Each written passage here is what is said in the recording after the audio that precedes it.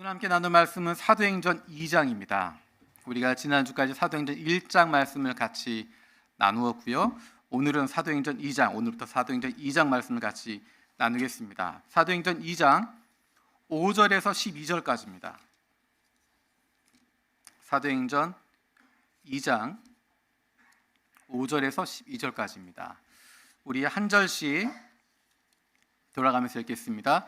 그때 경건한 유대인들이 천하 각국으로부터 와서 예루살렘에 머물러 있더니 이 소리가 나매 큰 무리가 모여 각각 자기의 방언으로 제자들이 말하는 것을 듣고 소동하여 다 놀라 신기하게 여겨 이르되 보라, 이 말하는 사람들이 다 갈릴리 사람이 아니냐? 우리가 우리 각 사람이 난 곳 방언으로 듣게 되는 것이 어찌미냐?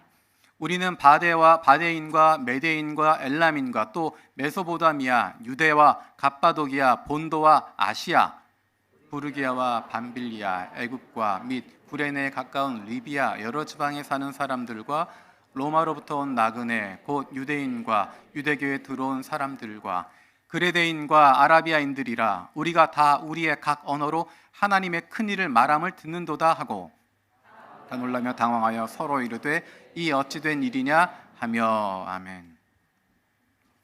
우리가 사도행전 1장에서 성령을 기다리라 라고 예수님께서 하신 말씀을 들었습니다. 그리고 예수님의 제자들이 주님이 주신 말씀, 그 약속을 간절히 기다리는 모습으로 1장이 끝나는 것을 봤습니다. 그리고 드디어 사도행전 2장이 시작되면서 예수님께서 약속하셨던 성령이 제자들에게 임하는 사건이 일어나게 됩니다. 근데 오늘 본문 말씀을 1절부터 읽지 않고 5절부터 읽었습니다. 그 이유가 있습니다. 우리 먼저 1절부터 4절까지 세 번역으로 같이 읽어보겠습니다. 시작. 오순절이 되어서 그들은 모두 한 곳에 모여 있었다. 그때 갑자기 하늘에서 세찬 바람이 부는 듯한 소리가 나더니 그들이 앉아있는 온 집안을 가득 채웠다. 그리고 불길이 솟아오를 때 혓바닥처럼 갈라지는 것 같은 혀들이 그들에게 나타나더니 각 사람 위에 내려앉았다. 그들은 모두 성령으로 충만하게 되어서 성령이 시키시는 대로 각각 방언으로 말하기 시작하였다. 아멘. 사실은 1장 내용을 쭉 전체를 살펴봤기 때문에 2장 1절부터 시작하는 것이 가장 좋을 수 있겠지만 일부러 1절에서 4절을 뺐습니다. 사도행전에서 중심을 두고 있는 부분은 이 1절에서 4절의 내용, 특별히 2절에서 4절에 있는 내용이 중심이 아닙니다. 오히려 그 뒤에 있는 내용들입니다. 우리가 사도행전 전체를 보지 않는다면 그냥 1절에서 4절의 내용을 가지고 이게 성령이 임하는 거다, 성령의 충만이다 라고 끝내버릴 수 있습니다. 그런데 사도행전을 기록한 저자의 의도는 그 뒤에 있습니다. 앞에 나와 있는 1절에서 4절은 사건의 시작에 불과합니다. 초자연적인 일이 일어났다라는 것에 불과합니다. 진짜 본론은 그 뒤에 나오는 것입니다. 어떻게 성령이 충만하게 되었는가라고 하는 장면, 눈에 보이는 장면, 그것에서 끝나는 것이 아니라 그 성령 충만으로 말미암아 일어나게 된 일이 뭐냐라고 하는 그 결과에 중점을 두고 있고 훨씬 많은 분량을 거기에 할애하고 있습니다. 눈에 보이는 현상적인 것, 그것은 3절밖에 되지 않습니다. 하지만 그것이 가져온 결과, 그것은 짧게는 2장 전체입니다. 그리고 내용상으로 보면 사도행전 28장까지 이어지는 이야기입니다. 사도행전 1장의 이야기와 사도행전 나머지 27장의 이야기를 구분짓게 되어지는 것, 그것이 바로 성령 충만의 사건입니다. 사도행전 전체가 예수님께서 약속하셨던 성령, 그분이 오시면 그 성령이 충만하게 되면 나타나는 일을 기록한 것이 바로 사도행전입니다. 그래서 우리가 잘 아는 것처럼 사도행전을 성령행전이라고 부르게 됩니다. 사도행전에 등장하는 인물들은 달라집니다. 11장까지는 베드로가 중심이 되어 있습니다. 하지만 그 이후에는 사도 바울이 중심이 됩니다. 앞부분은 예루살렘 교회가 중심입니다. 하지만 뒤로 넘어가면서 안디옥 교회가 중심이 되고 이방에 세워졌던 교회들이 중심이 됩니다. 사람은 달라지지만, 장소는 달라지지만, 하는 방법은 달라지지만 그 중심에 계시는 분, 그분이 바로 성령이십니다. 그 그 중심에 있는 것이 바로 하나님의 뜻이고 예수님의 의지입니다. 그래서 사도행전을 성령행전이라고 부르게 됩니다. 우리 5절에서 12절 말씀 세 번역으로 다시 한번 읽어보겠습니다. 5절에서 12절 세 번역으로 읽겠습니다. 예루살렘에는 경건한 유대 사람이 세계 각국에서 와서 살고 있었다. 그런데 이런 말소리가 나니 많은 사람이 모여와서 각각 자기네 지방말로 제자들이 말하는 것을 듣고서 어리둥절하였다. 그들은 놀라 신기하게 여기면서 말하였다. 보시오, 말하고 있는 이 사람들은 모두 갈릴리 사람이 아니오. 그런데 우리 모두가 저마다 태어난 지방의 말로 듣고 있으니 어찌 된 일이오.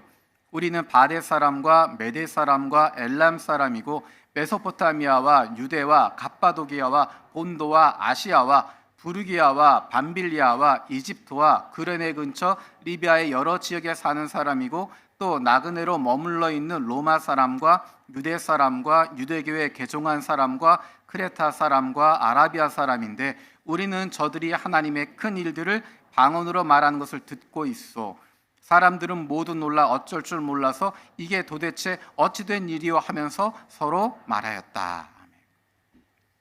사실 이 내용은 사도행전 1장 8절에 나와 있는 이야기, 사도행전 전체의 주제가 되어지는 키워드가 되어지는 사도행전 1장 8절의 이야기가 누구의 노력으로 되고 있는지를 분명하게 보여주는 것입니다. 우리가 생각할 때 성령이 임하셔서 사도들이 열심히 해서 예루살렘과 온 유대와 사마리아와 땅끝까지 가서 증인이 됐다라고 생각할 수 있고 사도들의 눈물과 수고로 그것이 이루어졌다라고 생각할 수 있지만 사도행전에서 보여주고 있는 것은 그 이전에 하나님이 계획이 있으셨고 하나님이 그 길들을 보고 계셨고 이미 그것들에 대한 준비를 갖추고 계셨다. 하나님이 하나씩 하나씩 이루어 가고 있다라는 것을 보여주고 있습니다. 오늘 읽었던 5절에서 12절에 나와 있던 부분은 사도행전 전체의 모습을 보여주는 것입니다. 영화를 좋아하는 사람들은 영화의 한 장면도 그대로 넘기지 않습니다. 특히 영화 시작한 뒤에 앞에 5분에서 10분 사이에 그 영화 전체에 나올 이야기가 다 등장합니다. 어려운 말로 복선이라고 이야기하고 쉬운 말로 떡밥이라고 이야기합니다. 뭔가를 던져놓는 거예요. 그리고 그것들을 다 회수하는 작업들을 합니다. 그래서 좋은 영화와 후진 영화의 차이점은 앞에 던졌던 복선들, 떡밥들을 얼마나 회수하느냐 거기에 달려 있습니다. 던졌던 것을 다 회수하는 영화들은 대부분 좋은 영화들이고 싸구려 영화들은 이것저것 던지기만 하다가 끝납니다. 사도행전을 보면 그런 느낌이에요. 사도행전 28장까지는 정말 대하 드라마 같은 놀라운 드라마인데 사실은 사도행전 28장까지 그리고 심지어는 그 뒤의 이야기까지를 미리 앞에서 던져주고 있습니다. 미리 떡밥을 던지고 있어요. 우리가 앞으로 사도행전을 읽으면서 할 일은 뭐냐면 그 떡밥들을 회수하는 것입니다.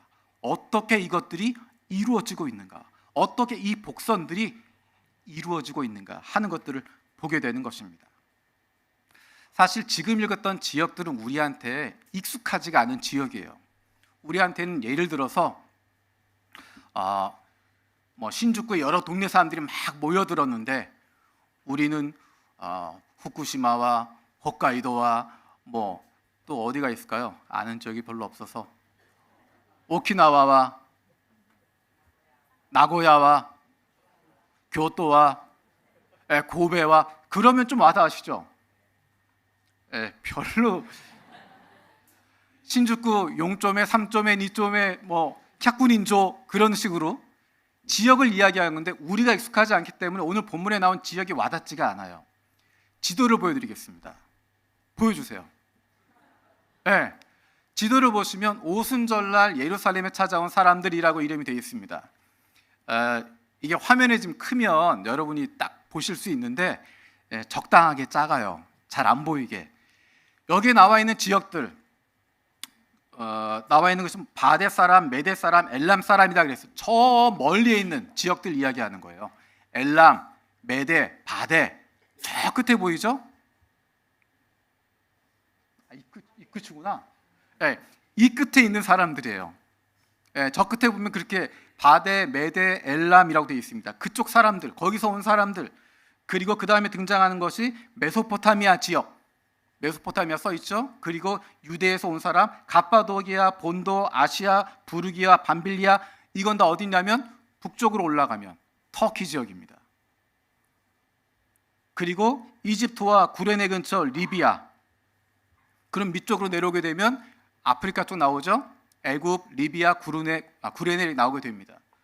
이렇게 있었던 사람들이 몰려온 겁니다. 다시 말하면 유대인들이 그렇게 흩어져 살았어요. 흩어져 살던 사람들인데 이 사람들이 몰려온 것입니다. 잠깐 오순절 때문에 왔어요. 칠칠절 때문에 사람들이 방문한 겁니다. 성지순례하는 마음으로 제사 드리기 위해서 종교적인 마음을 가지고 왔어요. 목사님이 이거 가지고 왜 이렇게 흥분하고 그러나? 그 다음 사진을 보여주세요. 제 얼굴 말고, 예, 이 사진 보시면 이건 조금 더 작게 돼 있어서 보기 어렵지만 아까 봤던 지역들이 쭉 나와 있습니다. 특히 맨 밑에 있는 점이 예루살렘인데 거기서부터 올라가서 저쪽 터키 지역, 오늘날의 터키 지역 쭉 뭐가 이렇게 선이 쭉 그어져 있죠. 그리고 그 옆에 그리스 지역까지 쭉 선들이 연결되어져 있죠. 이 지도가 뭐냐면 사도 바울이 선교 여행했던 루트를 그려놓은 지도들입니다. 공통점이 보이세요? 사도행전 2장에서 나타났던 사람들, 예루살렘에 모여서 제자들이 선포했던 하나님의 큰 일들, 그것들을 들었던 사람들이 거주하는 곳이 어디였냐면 나중에 사도 요한이 전도 여행하게 된 그런 지역들입니다. 그리고 나서 베드로전서 1장 1절에 보면 베드로가 편지를 써요. 같이 읽겠습니다. 시작. 예수 그리스도의 사도인 베드로가 본도와 갈라디아와 갑바도기아와 아시아와 비두니아에 흩어져 사는 나그네들인 택하심을 입은 이들에게 이 편지를 씁니다. 공동서신을 쓴 베드로도 베드로 전서에서 이렇게 수신자들을 이야기해요. 이렇게 흩어져 있는 사람들, 본도와 갈라디아와 갑바도기아와 아시아와 비두니아에 흩어져 있는 믿음의 형제 자매들에게. 사실 사도행전 2장에 나와 있는 상황에서 제자들은 이런 생각 못했을 겁니다.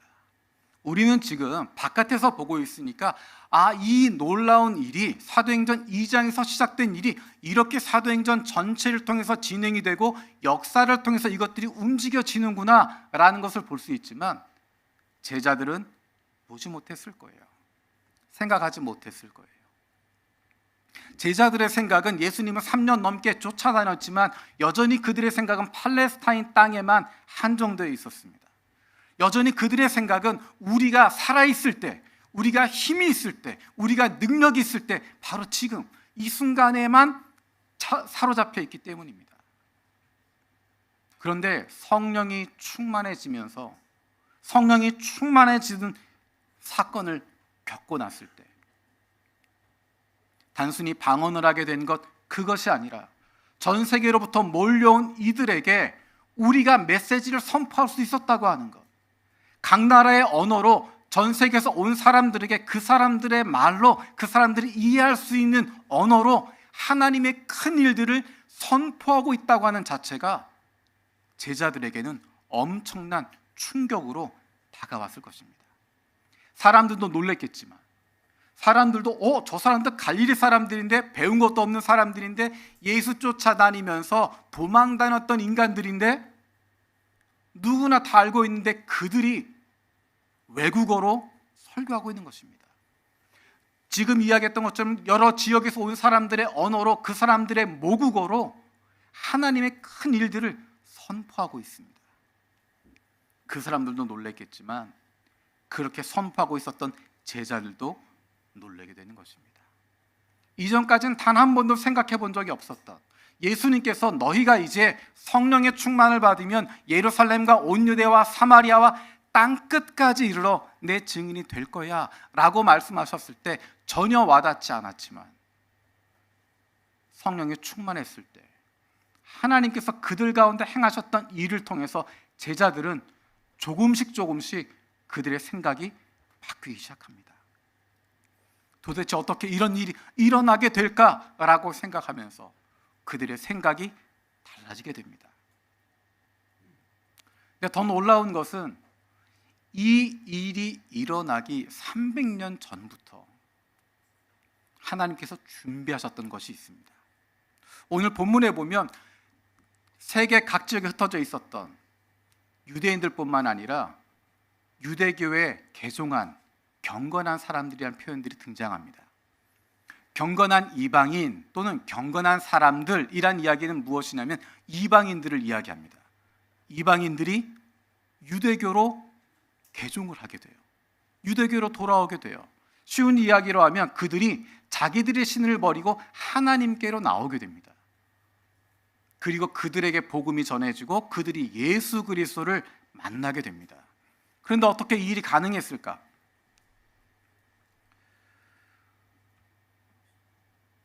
칠십인역이라고 하는 굉장히 중요한 성경이 있습니다. 이 성경책은 오늘날에도 성경을 연구할 때, 구약 성경을 연구할 때 굉장히 중요하게 보는 텍스트입니다. 히브리어로 된 마소라 텍스트라는 것이 있고 여러 가지 텍스트들이 있는데 그것들의 의미를 해석할 때 굉장히 중요하게 보는 책이 70인역인데 이 책은 어떤 책이냐면 그 당시에 전 세계 언어였던 공용어였던 그리스어로 히브리어 성경을 번역해 놓은 것입니다.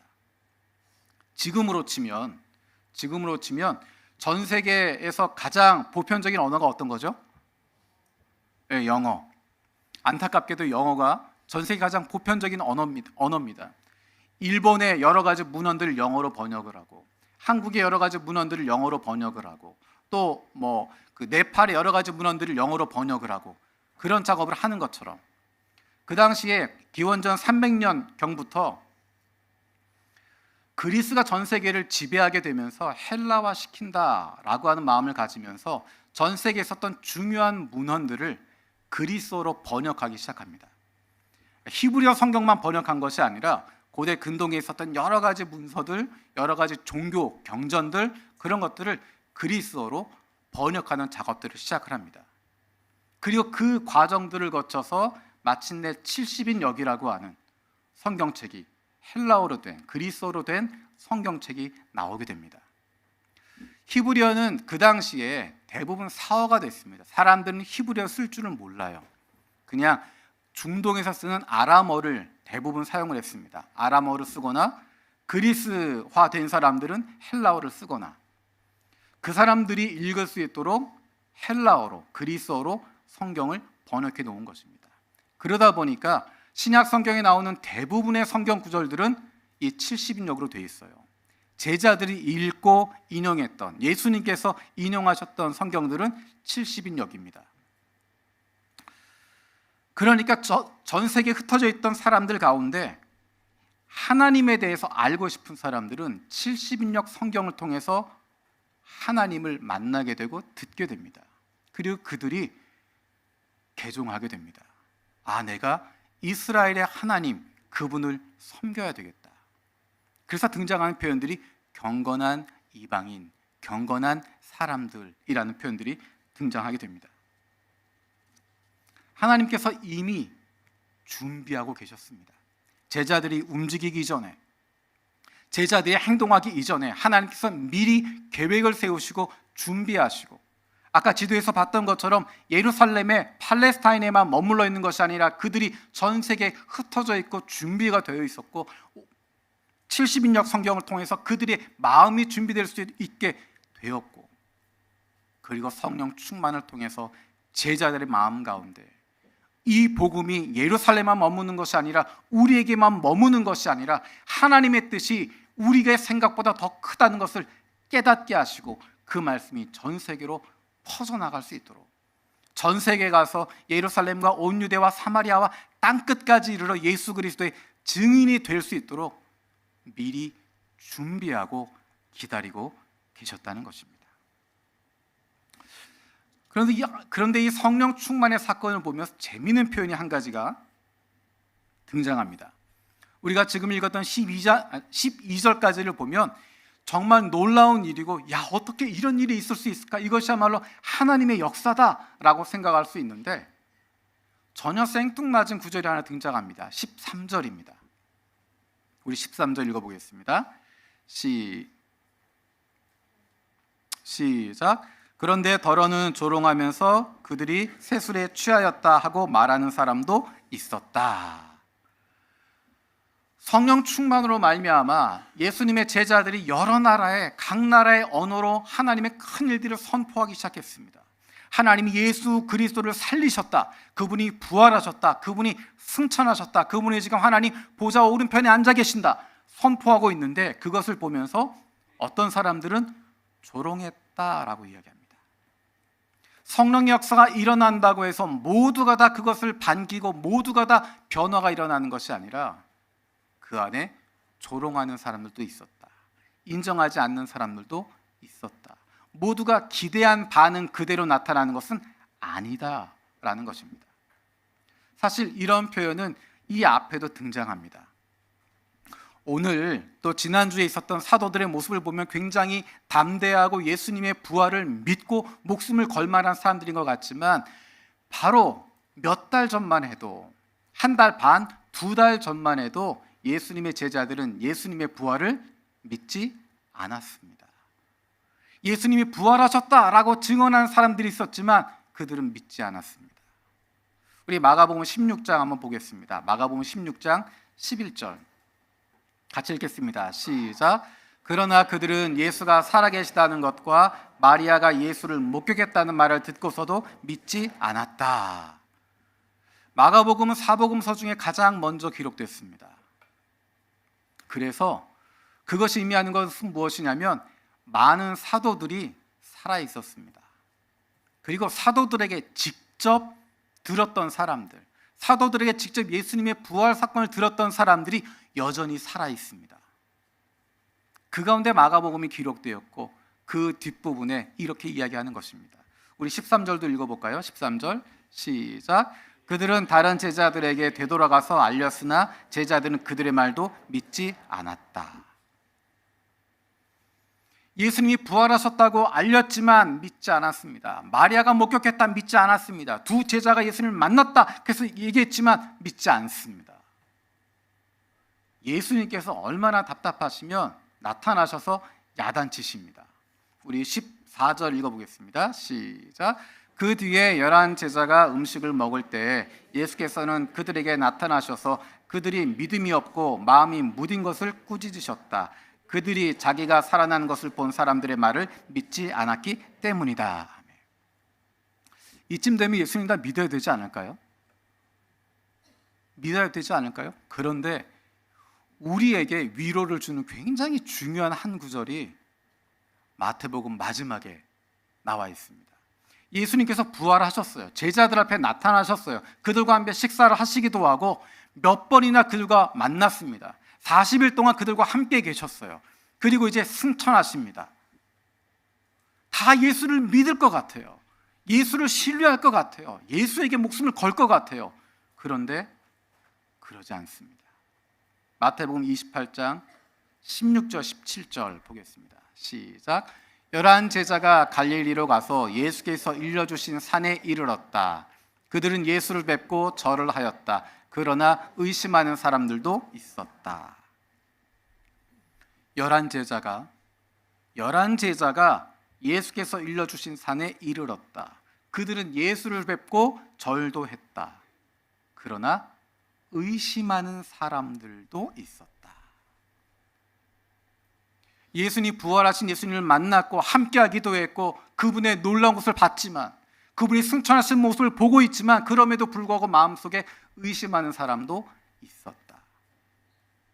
그런데 놀라운 것은 사도행전을 읽으면서 사도들이 회의에 빠졌다, 의심에 빠졌다, 환난을 당하니 낙심하고 멈췄다 라는 이야기가 등장하지 않습니다. 제자들이 회의에 빠지지 않습니다. 더 이상 의심하지 않습니다. 이전까지 사람들을 두려워했는데, 여종 한 명도 두려워했는데 이제는 사람을 두려워하지 않습니다. 유대인 지도자들을 두려워하지 않습니다. 예수에게 사형 언도를 내렸던 산헤드린 공의회 거기에 나가서 외치는 것도 두려워하지 않습니다. 다시는 예수의 이름으로 말하지 마라 라고 이야기하지만 그 사람들 앞에서 우리는 하나님 말씀에 순종한다라고 목숨을 걸고 이야기할 수 있게 되었습니다. 어떻게 그런 일이 가능할 수 있을까? 성령께서 그들의 시선을 바꿔주셨기 때문입니다. 이전까지는 고난을 두려워했고 목숨을 잃어버리는 것도 두려워했습니다. 하지만 이젠 부활하신 예수님을 만나게 되었고 그 주님과 다시 만날 소망을 품게 되었기 때문에 고난도 죽음도 더 이상 두려워할 필요가 없게 되었습니다. 이전까지는 땅만 바라보고 있었고 이전까지는 내가 할 수 있는 것, 내 능력, 내가 하고 싶은 것, 내가 하는 것 거기에만 집중하고 있었는데 이제는 거기에서 눈을 돌려서 나를 구원하신 하나님에게 집중하기 시작하고 그분께서 내게 맡기신 사명에 집중하기 시작하고 내게 능력 주시는 분에게 집중하기 시작했기 때문입니다. 사실 상황은 하나도 달라지지 않았습니다. 상황은 하나도 달라지지 않았지만 주어진 일들은 여전히 어려움 가운데 있지만 모든 것이 바뀌어버립니다. 왜냐하면 그들의 시선이 바뀌었기 때문입니다. 보는 곳이 달라졌기 때문입니다. 무엇을 바라보느냐가 중요합니다. 똑같은 것을 바라보더라도 어떤 마음으로 바라보느냐, 그것 뒤에 있는 무엇을 바라보느냐, 그것에 따라 사람이 달라집니다. 똑같은 것을 바라보더라도 어떤 마음을 가지고 바라보느냐, 어떤 시선을 가지고 바라보느냐, 그것을 통해서 달라지게 됩니다. 그런데 문제는 내 마음대로 시선이 바뀌지 않는다는 것입니다. 여전히 내 마음속에는 의심이 들고 여전히 내 마음속에는 믿어지지 않고 여전히 내 마음속에는 신뢰할 수 없고 여전히 내 마음속에는 주저주저하게 된다는 것입니다. 사실은 그것이 제자들의 모습이었습니다. 부활하신 예수님을 만났음에도 불구하고 그분이 승천하신 장소에 있었음에도 불구하고 여전히 의심하는 사람들이 있었는데 그들의 시선이 바뀌게 되어진 것, 그들이 달라지게 된 것, 성령 충만을 통해서였습니다. 다른 길이 없습니다. 내가 달라지기 위해서, 내가 변화되기 위해서, 내가 살아나기 위해서 다른 길이 없습니다. 성령 충만을 구하는 것밖에 없습니다. 성령 충만해진 사람들의 공통점이 한 가지가 있습니다. 그것은 상황은 전혀 달라지지 않았음에도 불구하고 태도가 달라진다는 것입니다. 태도가 달라진다는 것은 보는 관점이 달라졌다는 것입니다. 그 삶 속에서 은혜를 경험하게 된다는 것입니다. 가족을 소중하게 여길 줄 알게 되는 것입니다. 성령 충만한 사람들은 큰 영적인 체험, 그것을 중요하게 생각하는 것이 아니라 거기에 사로잡히는 것이 아니라 큰 사명, 큰 미션, 그것에 붙잡히는 것이 아니라 하나님이 내게 맡겨주신 사람들이 얼마나 소중한 사람인지를 깨닫게 되고 내 옆에 있는 사람에게 하는 말이 바뀌고 눈빛이 달라지고 태도가 달라지게 되는 것입니다. 의심하던 제자들을 변화시키셨던 성령님, 자신들의 야망과 비전에서 눈을 돌려서 하나님의 큰 일을 사모할 수 있게 하고 기대하게 바꿔주신 그 하나님께서 나를 변화시켜 주시기를 기대하길 원합니다. 우리가 이 자리에 있는 것, 예배 자리로 나오는 것, 그것은 하나님 앞에 나아가기를 원하는 것이고 답답하지만 힘들지만 여전히 의심이 들기도 하고 믿어지지 않기도 하고 주저주저하는 마음이 있지만 그럼에도 불구하고 이 자리를 지키게 되는 것은 하나님을 만나길 원하는 것이고 그분의 뜻대로 살기를 원하는 것이고 그런 그리스도인으로 바뀌기를 원하는 간절함이 어딘가 내 마음 어딘가에 있기 때문인데 그것이 이루어질 방법은 성령 충만을 통해서 이루어지는 것밖에 없습니다. 다른 종교적인 열심으로도 다른 어떤 행위로도 어떤 이해로도 이루어지지 않습니다. 그래서 우리가 주님께 기도하게 되는 것입니다. 우리를 변화시켜 주십시오. 더 정확하게 이야기하면 나를 변화시켜 주십시오. 성령 충만으로 새로워지게 하여 주옵소서.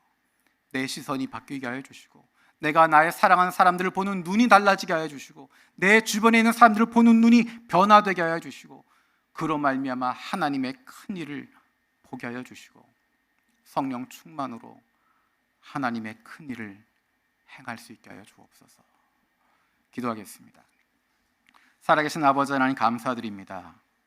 오순절이 되었을 때 예수님께서 약속하신 성령이 제자들에게 충만했던 것, 그리고 그 일을 통해서 하나님께서 하시고자 하는 큰 일 가운데 그들이 동참하게 되었던 것 기억합니다. 그들의 시선이 바뀌었던 것 기억합니다. 그들의 삶이 달라졌던 것 기억합니다.